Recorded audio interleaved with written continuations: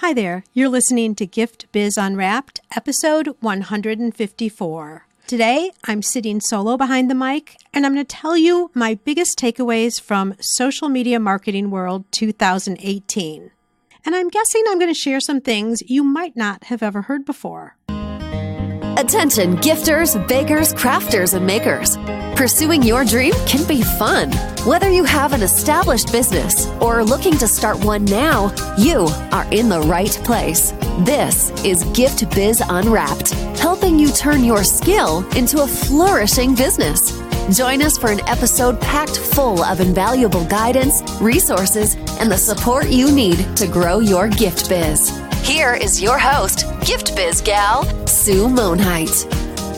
So as I was saying in the intro, I want to dedicate this episode to talking about what I've learned from Social Media Marketing World.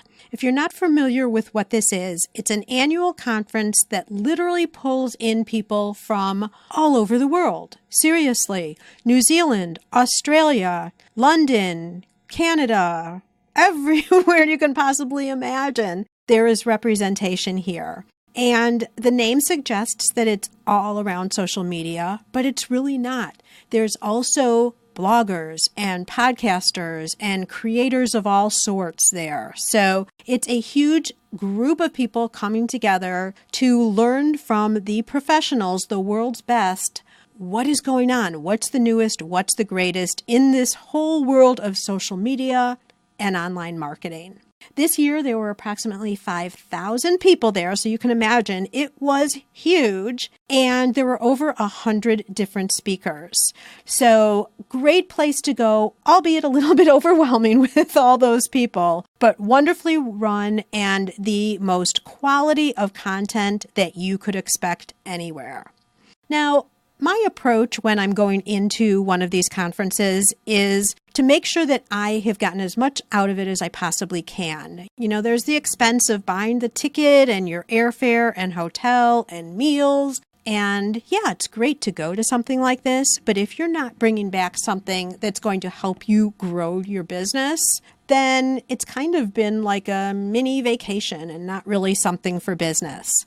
If you've been following me for any length of time, this is going to sound familiar because I did a blog post a while back about how to attend an event like this and get the most out of it that you possibly can. If you're interested in taking a look at that, you can see it over on giftbizunwrapped/show results. And there is a worksheet that talks about something that I'm going to talk about in half a second, and also a packing list that then you don't have to figure out what you need to put in your suitcase. You just follow the packing list and you are good to go. So again, all of that's available on giftbizunwrapped.com/show results. Now, when I go to a show, I like to identify 3 top things that I want to take back. You know, you can go in with a purpose of what you want to learn there. You know, you're totally focused, like right when you check in. And then the second you go through the doors and you see this topic and you run into this person and there's this lecture, all of those good intentions of the things that you really, really need go to the wayside. And in the worst of circumstances, you get so overwhelmed that you have a really great time, you learn a lot, but you've captured so much, you go back to the office and you don't implement anything.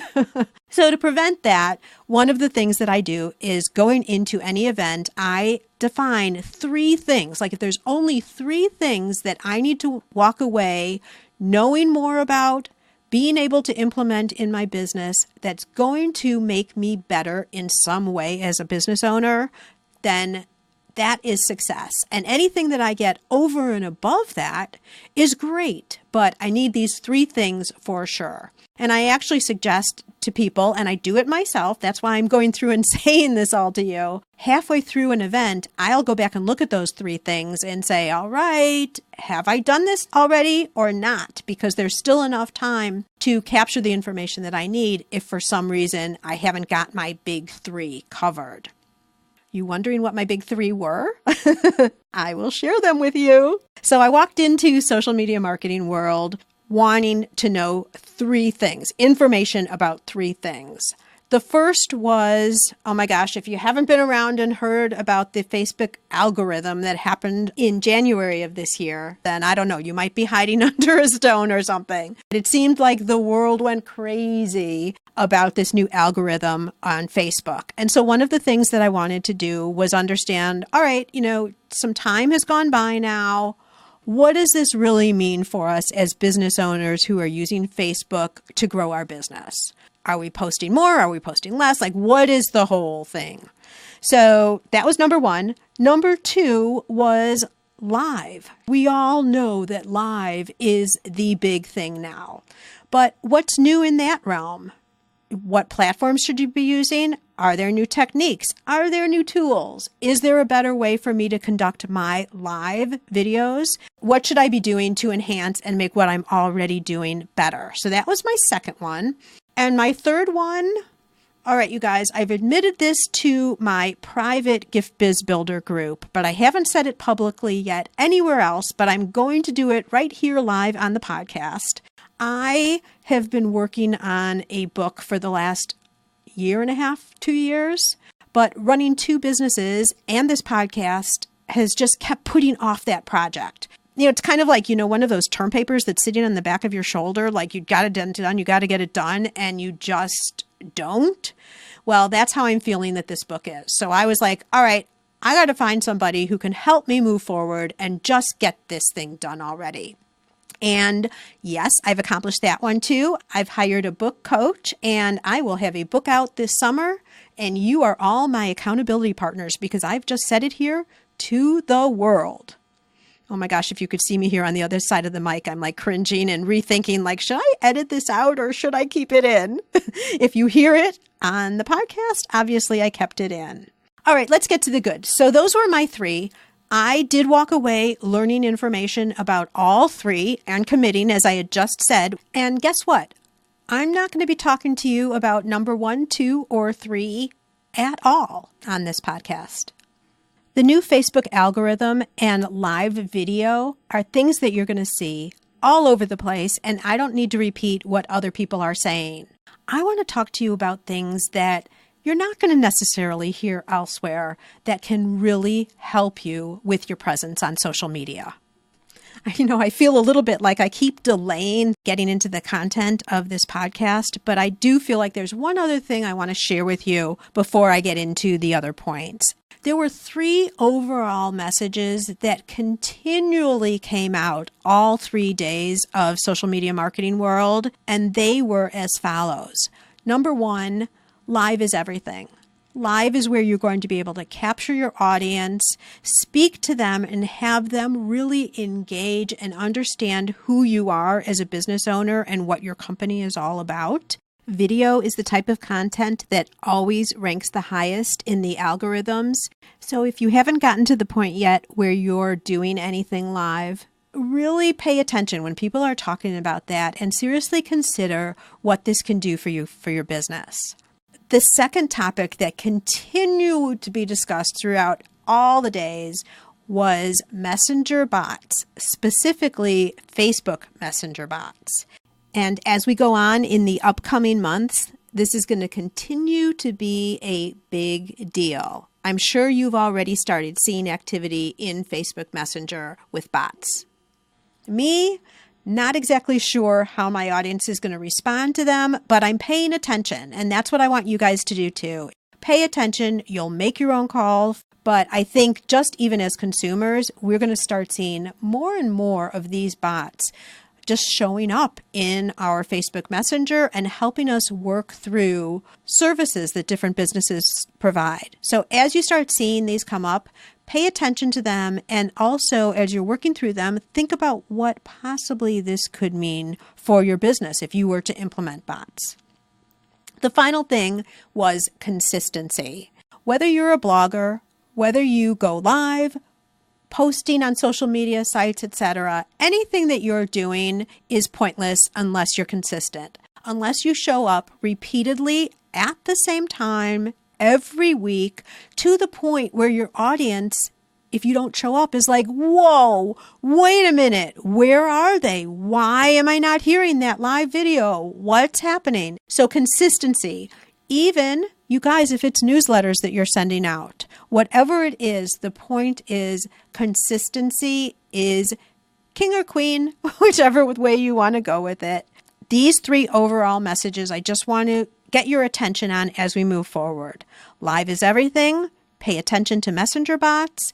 And whatever you're doing, it is consistent over and over again, or don't even start.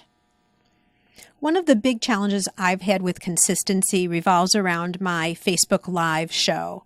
I go live on the Gift Biz Unwrapped Facebook page Thursdays at 10. And my challenge has been, some of you guys are working full-time jobs, so you can't listen then. Some of you are on the other side of the world. Some of you, there's all different times when people could be available. And yes, there's the replays, but it's really nice to have people there showing up live so you can interact with them. So I've always been challenged with that, thinking, should I vary the time throughout the day so different people can make it at different times? Or what exact time should it be? Should it be at night? And give you a little hint and peek into me. I'm probably in my jammies about 8 o'clock at night when maybe I could go live to an audience. So that's just not going to fit for me. And I got some confirmation at the convention that, you know what? You need to show up live for your show when it's convenient for you, because consistency is way more important showing up week after week after week versus what time you're showing up. So that was an interesting learning, and I actually could take a deep breath and say, okay, chill, I've got this one down. Now, before we go further, let's take a quick break and hear from our sponsor. This podcast is made possible thanks to the support of the Ribbon Print Company. Create custom ribbons right in your store or craft studio in seconds. Visit theribbonprintcompany.com for more information. Having said all of that, now I want to get on to 4 takeaways that I don't think you're going to hear anywhere else. These are specifically important to you because they help with the way you're relating to your customer. Often we talk about the fact that most people don't make a purchase logically. It's mostly emotional. And emotional equates to one-on-one relationships, how you feel about people, how you can relate to a brand, how much you trust them. Well, on social media, you have an opportunity to present yourself in this manner to so many more people than you'd ever be able to do person to person right in your local area, for example. And that's why these 4 points are so important. They're ways of doing things that bring out the true you and really will make your audience be able to relate to what you're all about. Let's kick it off with point number 1. It is so apropos that this first point comes from Chris Ducker, who is founder of a company called Youpreneur. He specializes in building a personal brand. This is really important for people who are services businesses where they're the ones who provide everything around their company. But it's also really important in our area because if you're an artist, you are the front-facing person of your business, the founder, the one who started everything. And people are buying your products because they love your designs. So his point here was, market like a magnet, attract the best, repel the rest. We all think that we want to be everything. We want everyone to be our customer and everyone to love what we stand for. But when you stand for everything, you really stand for nothing. So this whole point that Chris is trying to drive down, market like a magnet, attract the best, repel the rest. Attract the best, meaning the best who resonate with you, who like what you stand for, who love your craft, love your style, and everything becomes so easy when you're attracting the right people. In social media, you want to stand proud and not be afraid to show who you really are. If you're a little quirky, be quirky. If you love snow like I do, love snow. Be yourself, and you're going to naturally attract people who are going to be so much easier to work with because you kind of run with the same tune, if you will. I did a presentation last summer, and one of my slides had a scary spider on it and a woman like freaking out about the spider. And my point on the slide was, it's not your job for people to like you. It's your job to show up as the authentic you. And when you do that, the people who are attracted to you, not just like you, they love you. So point number 1, make sure that when you're showing up for social media, you're adding your personality. You're showing the world who you are. And in that way, you are going to attract the best. And you guys, don't worry about repelling the rest. Takeaway number 2 comes from Jenna Kutcher. She's a wedding photographer and also has a podcast called The Goal Digger.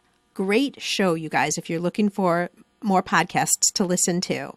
And she said something that really landed hard with me, and I hope I'm able to verbalize it well enough so you guys really get this point too, because truth be told, I see all of us being guilty of this. I'd even say a little bit more than time to time. Her big point is when you're posting online for business now, because everything we're talking about here is really for business, not necessarily when you're on your personal page, but make sure you're talking to your audience. Let this sink in for a second. So really, literally put yourself as if you are your ideal customer reading your posts. Are you really talking to them in a lot of the things that you're putting out online? Or are you really showing up for your friends? Or are you showing up for your peers, other people who are in the industry that you might have a little bit of challenge with, right? Or are you showing up to stroke your ego? And this really hit me because I was thinking through some of the things that I see online, and we see people showing what a great night out on the town they're having, taking pictures with someone who's important, or kind of like bragging online. How does that feel for your customer? I really thought back when I heard this, I'm like, whoa, wait, stop in the tracks. You know, what am I doing? And I went back and I looked at some of my posts. Now, I'm not guilty all the time, right? I'm pretty good at sitting in the seat of my customer, I hope, but it really made me think. So I want each of you, every single time you're putting out a post, regardless of what platform it is, make sure you're talking to your customer. There's other times to talk to your family or your friends or your peers in private groups that are industry specific. But when you're posting for business and trying to attract in new customers and deepening relationships with your existing customers, make sure you're wording things and you're speaking to your customer.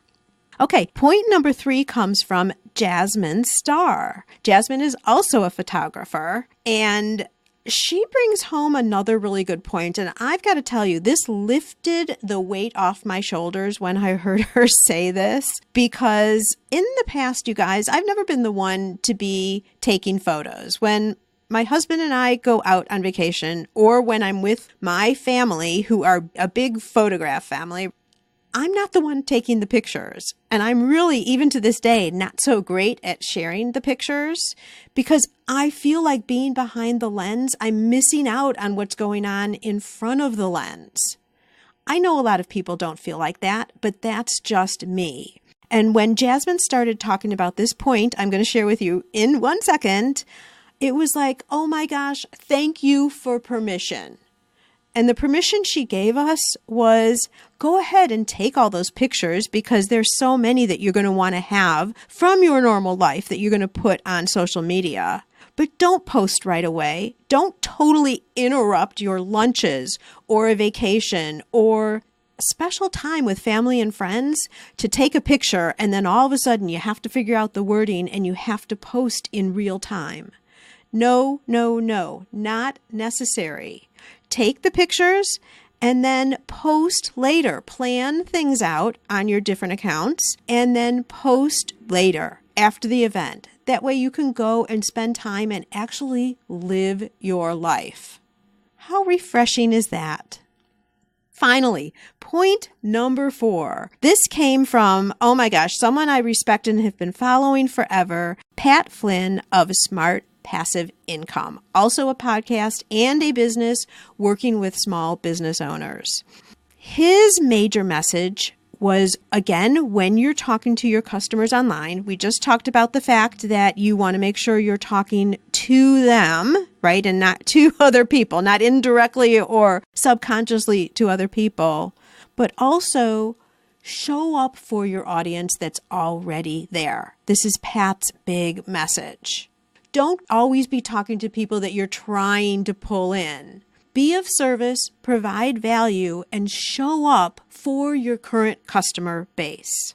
Now, that made me happy because I feel like that's a lot of what I do is try to serve and work with my own customer base. But it made me think maybe I need to post with a little bit more intention. Sometimes it's for serving my customer base, which is you. And then sometimes maybe it's for attracting new people too. And those might be different messages. They might not. I don't know. Depends on what the post is. But just the mindset and the idea of showing up for your current customers is super powerful. There was an example of this described by Jenna, which I want to share with you because I think it really drives home Pat's point. If you have a dinner party and you send out invitations or you make phone calls because it's a smaller party and it's the night of the party and everyone's come in, they've got their drinks, they've got their appetizers, you're sitting down to dinner, the attention of the host should be on the guests, right? What if you went out into the street and you decided you wanted the party bigger and you started trying to solicit people to come into your party? Come on in, sit down, I'm having a great party, come join us, the more the merrier, right? All of a sudden, the attention is shifted from your dear guests that you've invited to random people that you don't know yet who aren't in your group. How do you think the people feel who are sitting around the table? On social media, you could even say social media is one big dinner table, right? You want to show up and be present and entertain and engage with the people who are already at your table. Those who are already following you on your social media platforms. So these are the 4 takeaways from social media marketing world that I don't think you're going to hear everywhere all the time. When people are talking about social media, they're talking about the new tools or the changes in the algorithm or how to sell more. And I wanted to talk to you really about your message, what your presence looks like when you're online, and what kind of a message, what you're communicating out to the world. To summarize again, point number 1, market like a magnet. Attract those who are the best fit for you, and it's okay if the others are repelled. They weren't going to be your best customer anyway. Number 2, make sure you're talking to your audience in your posts, not your friends, not your peers, and not satisfying some inner ego thing that you might have going on. That's okay. We all have it, but just recognize it and don't do that in your posts. Number 3, oh my gosh, so great. Post later. Live in your life, right? You do not have to post in real time. Take pictures, post them later, along with really well thought out wording. And finally, show up online for those who are already there, for those who have committed and are loyal to you and are following you, and for those that we all are so appreciative of, just like I am of you. Show up for them. I've taken all 4 of these things to heart and really relooked at my whole social media posting strategy. I know this to be true.